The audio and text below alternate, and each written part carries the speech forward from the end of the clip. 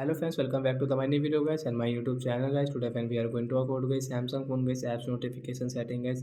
How can we off it? Friends, you don't want to use guys any apps notification guys, you want to off it guys. How can you off guys your Samsung phone apps notification guys? Today friends I will show you, I will tell you in this video guys.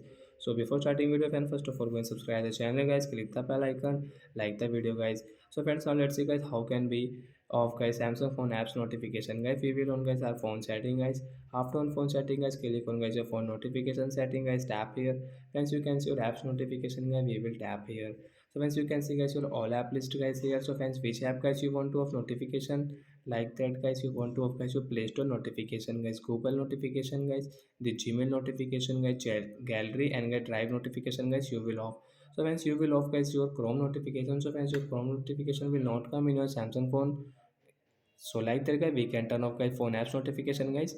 So which app guys you want to off, so guys you can off from here. So that's it guys, thanks for watching the video guys. I hope friends you have understood how to turn off Samsung phone apps notification. So bye guys.